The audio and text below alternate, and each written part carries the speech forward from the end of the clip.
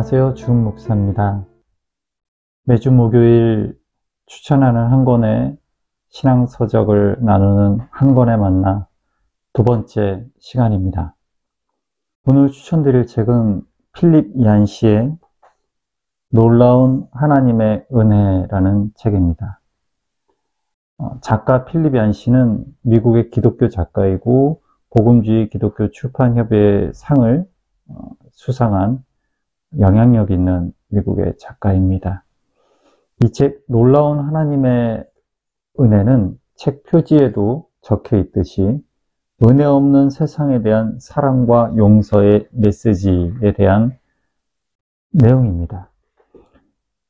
목차를 보시게 되면 제1부 주은혜 놀라워, 제2부 비은혜의 사슬 끊기, 제3부 파문의 향기, 제4부 귀머거리 세상을 위한 은혜의 꾸밈음으로 되어 있습니다. 서문에 해당하는 첫 번째 챕터 마지막 최고의 단어 부분에 있는 글을 읽으며 책 내용으로 들어가 보겠습니다. 은혜에 대한 목마름, 이것이야말로 사람들이 교회를 찾는 이유가 아닐까. 근본주의자 성장기라는 책에는 일본의 어느 선교사 훈련원 졸업생들의 동창회 이야기가 나온다. 한 동창생이 말한다. 한두 명만 빼고 우리는 다 믿음을 떠났다 다시 돌아온 자들입니다. 돌아온 사람들에게는 한 가지 공통점이 있습니다. 은혜를 만난 것입니다. 방황과 배회와 절망으로 얼룩진 내 신앙 여정도 돌아보면 은혜를 찾아서 이에까지 온 것이다. 한때 교회를 등진 것도 거기에 은혜가 별로 없었기 때문이고 다시 돌아온 것도 다른 곳에서 은혜를 찾지 못했기 때문이다. 필립 얀시는 현대 교회의 문제로 은혜를 찾기 어려워졌다라는 것을 지적하면서도 그럼에도 불구하고 은혜를 구하고 찾을 수 있는 곳이 결국 교회라는 것을 말하고 있습니다. 은혜 없는 세상에 대해 사랑과 용서를 말하는 사명은 결국 그리스도인들에게 있다라는 것입니다. 영국에서 열린 비교 종교학 회의에서 세계 각국 전문가들이 기독교 신앙의 독특성을 찾아 토론에 들어갔다. 그들은 여러 가지 답을 하나씩 지어나갔다. 성육신? 신이 인간의 모습으로 현현한 이야기는 타종교에도 있다. 부활? 사자의 환생 기사 역시 타종교에 있는 것이다. 토론이 길어지고 있는데 청소부 루이스가 방을 잘못 찾아 들어왔다. 토론 주제가 뭡니까? 그의 질문에 동료들이 전 세계 종교 중 기독교만이 기여할 수 있는 바를 찾는 중이라고 말하자 루이스가 대답했다. 그거야 쉽죠. 은혜 아닙니까? 얼마 동안 토론이 계속됐지만 참석자들도 같은 결론을 내릴 수밖에 없었다. 하나님의 사랑이 값없이 조건 없이 우리를 찾아온다는 개념은 인간의 모든 본성과는 상반되는 것 같다. 불교의 고행, 힌두교의 업보, 유대교의 언약, 이슬람교의 법전, 노력으로 인정받는 길을 제시하고 있다. 감히 하나님의 사랑을 무조건적인 것으로 만드는 것은 기독교뿐이다. 은혜란 하나님의 사랑을 더 받기 위해 할 수 있는 일이 아무것도 없다는 뜻이다. 은혜란 또 무엇으로도 하나님의 사랑을 약화시킬 수 없다는 뜻이다. 은혜란 무한한 신의 사랑으로 가능한 최대치만큼 이미 하나님이 우리를 사랑하고 계심을 뜻한다. 예수님의 나라는 우리를 다른 길로 부른다. 그 길의 터는 우리의 행위에 있지 않고 그분이 하신 일에 있다. 우리는 성취해내야 한다는 부담 없이 그냥 따르기만 하면 된다. 하나님의 사랑이라는 값비싼 승리는 그분이 이미 우리를 위해 얻어 놓으셨다. 작가는 기독교 신앙의 근본이 은혜임을 말하며 그 놀라운 은혜를 입은 우리가 이제 해야 할 일은 받은 대로 그 은혜를 베푸는 일, 즉 용서라고 말하고 있습니다. 용서란 믿음의 행위다. 남을 용서함으로써 하나님이 나보다 정의를 실현하는 데 뛰어난 분이심을 믿는 것이다. 용서함으로써 복수의 권리를 거두고 공평 문제의 처리를 모두 하나님께 넘겨드리는 것이다.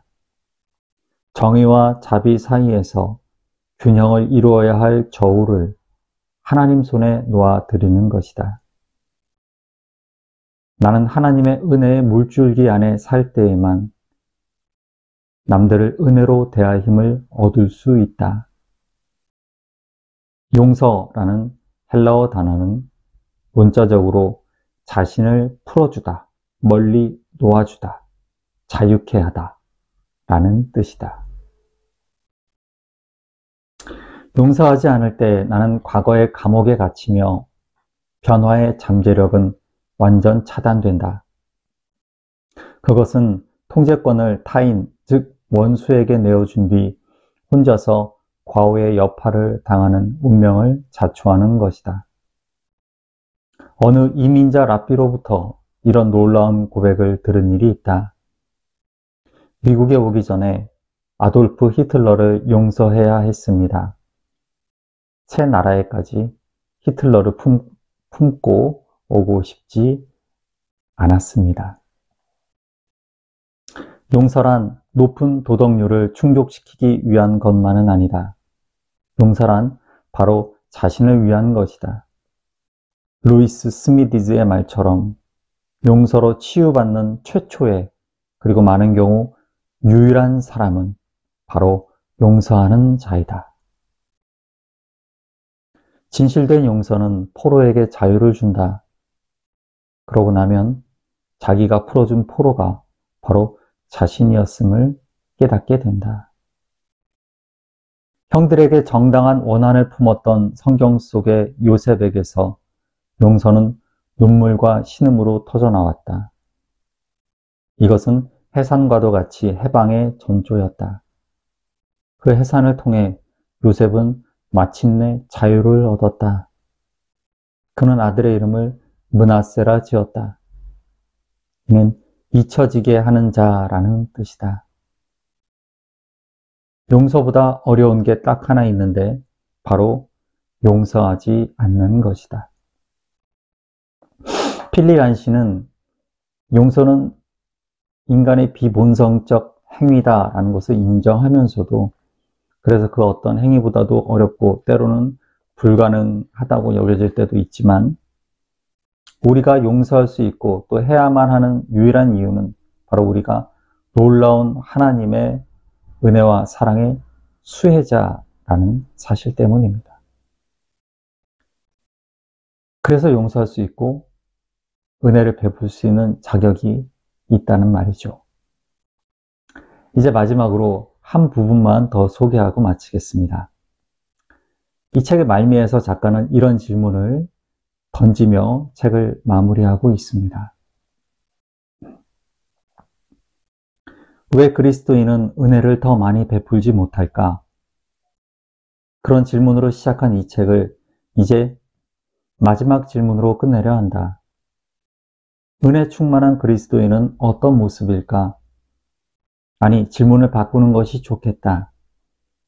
은혜 충만한 그리스도인은 어떻게 볼까? 그리스도인의 삶의 중심은 윤리나 규율이 아니라 새로운 시각에 있다고 믿는다. 자기 개발이나 확장 따위로는 어떻게 해도 하나님을 기쁘시게 할 수 없는 죄인으로서 자신을 보기 시작할 때, 곧 영적인 중력의 힘을 벗어나는 것이다. 그래야만 외부의 도움, 즉 은혜를 찾아 하나님께 갈 수 있고, 놀랍게도 거룩하신 하나님이 흠투성이인 나를 벌써 사랑하고 계심을 깨달아 알 수 있다. 이웃을 대할 때도 하나님이 사랑하시는 죄인으로 볼 때 역시 중력의 힘을 벗어날 수 있다. 은혜 충만한 그리스도인은 은혜의 렌즈로 세상을 보는 사람이다. 작가는 놀랍게도 불완전하고 모자라고 연약한 유한한 우리들이 이 땅을 나그네로 살면서 끊임없이 하나님께 의존하는 것만이 하나님께 영광을 돌리는 일이고, 또 그때만이 하나님께 가까이 다가갈 수 있는 유일한 통로이다라고 말하고 있습니다. 은혜 없이 하나님께 나아갈 수 있는 길은 없습니다. 그리고 그 은혜는 전적으로 하나님께서 우리에게 주신 사랑의 복음인 줄 믿습니다.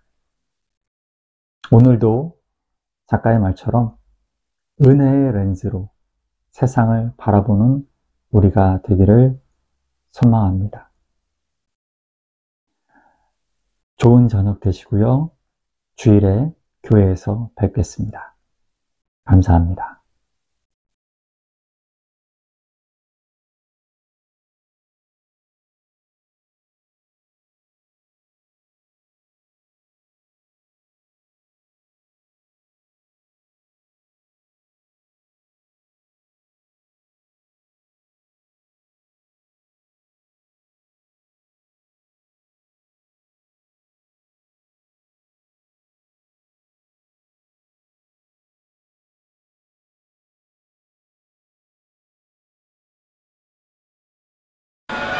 That saved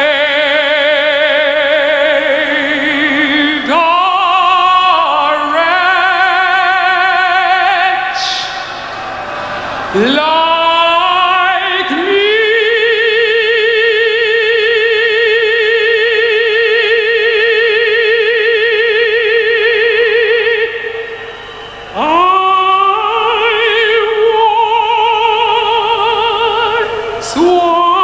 Was lost, but now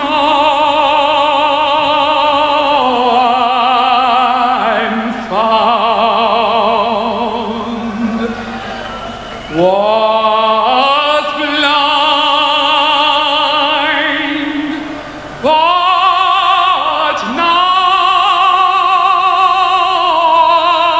I see.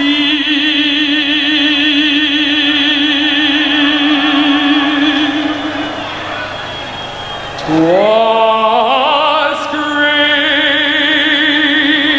that taught my heart to fear, and grace my fears relieved.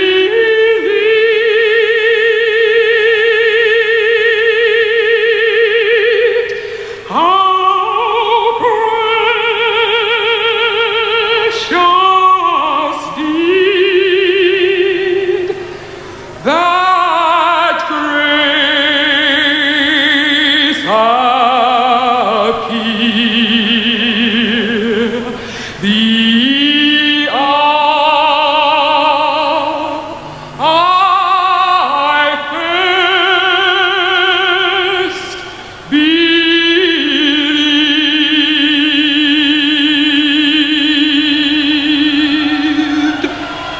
Oh,